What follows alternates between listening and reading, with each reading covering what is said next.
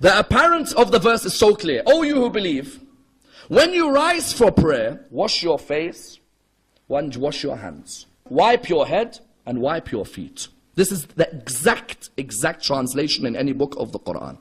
If you go to any book today and you see the translation, any Quran, see the translation, they always put wash next to feet in brackets.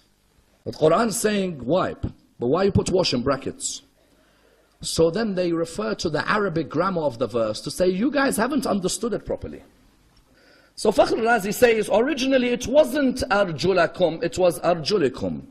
But because its neighbor, biru'usikum, has a kasra, so it took its neighbor's kasra as well.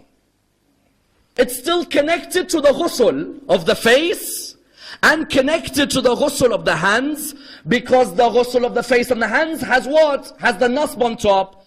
And arjulakum originally had the nasb on top, but because its neighbor has a kasra under it, so it took its neighbor's kasra as well. Say number one, where in Arabic grammar does it say, because your neighbor has a kasra under it, you should take it as well? Number two, when you say that it's linked on those two which they wash, you say that it's linked on those two. But hold on, in Arabic grammar, you can't jump a sentence. We mean, yes, there is فَغْسِلُوا وُجُوهَكُمْ وَأَيْدِيَكُمْ, but then there's a start of a new sentence saying what? And wipe, isn't it? How can I jump from this feet and jump all the way back to the washing? How about the wiping in the middle? You can't jump all that way when you come to discuss it from every angle of Arabic grammar. And that's why, in my opinion, Dr. Fadl As-Samarra'i, one of the greatest Arabic grammarians alive until today, who's not from our school, from the other school in Islam, but master of Arabic grammar, Dr. Fadl As-Samarra'i, in a discussion on the verse on wudu, says, it's impossible that the verse of wudu in the Quran says that you wash the feet. The only way you can find out that you have to wash the feet is from the Sunnah, not from the Quran. It's impossible. He said if you look at the Arabic grammar of the verse of wudu, it's impossible that it refers to washing. Only if you look at the Sunnah of Rasulullah, if the Hadith, subhanallah, so I take the Hadith above the Quran.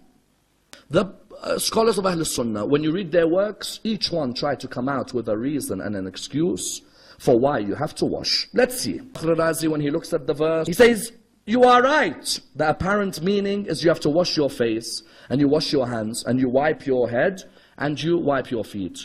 But he says, we should be on the precautionary side. The precautionary is that it's better that we wash the whole foot, so it means we've rubbed and washed. Are you Allah subhanahu wa ta'ala making me laws like this? When my Lord tells me mask, that's it. Do I need to hear from you that I should mask and wash and do every other thing? But the Quran is not telling me on the side of precaution. Did the Quran say at the end, but on the side of precaution, wash your feet? Allah subhanahu wa ta'ala doesn't have the ability to put more words in the Quran? Zamakhshari in the Kashaf, he says something interesting. He says, yes, it says wipe your feet, 100%. Do you know why it doesn't say wash? He says because Allah knew that many of us would do israf with water. Everyone's reading Allah's mind, I see. Allah knew we would do israf with water, so he said wipe. But if you do not do israf with water, then you should go ahead and start washing. Allah ibn Amr ibn al-As, there's a hadith where he says, I saw Rasulullah seeing some people wipe their feet, and he looked and he said to all of us, woe to the heels of the fire. What do you mean, woe to the heels of the fire? They say, look, that means Rasulullah says, whoever wipes their feet goes to fire of hell. What does woe to the heels of fire have to do with wiping of the feet? Rasulullah does not say in that one moment, whoever wipes their feet is going to hell. No, he says, woe to the heels, there were these bare heels, woe to the heels of the fire. Then you find Ibn Abdul Hadi in the Sharh of Ibn Majah. He says that there is a hadith from Abu Ishaq, from Abu Hayya, which says that Ali ibn Abi Talib used to wash his feet in wudu.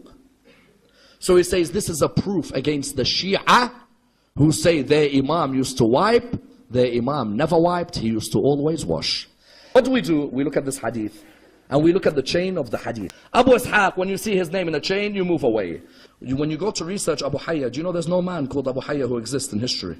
Go into any book of biography of companions, you don't find Abu Hayya. To the extent that Razi says, whoever made Abu Hayya, made up the hadith about Abu Hayya.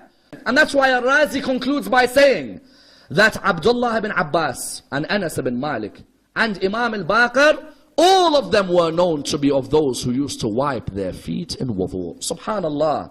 Why would I want to take the opinions of all of these when I have the opinions of Muhammad al-Baqir and Ja'far al-Sadiq? Isn't it? When I have those Ahl al-Bayt alongside the Quran. When Amir al-Mu'mineen and Imam al-Baqir wiped their feet, isn't that enough for you to say these are the people when they wipe? That's enough for me to know how Rasulullah done his wudu. Why do I need to go to Abdullah ibn Amr ibn al-As or anyone else to see how wudu is to be done?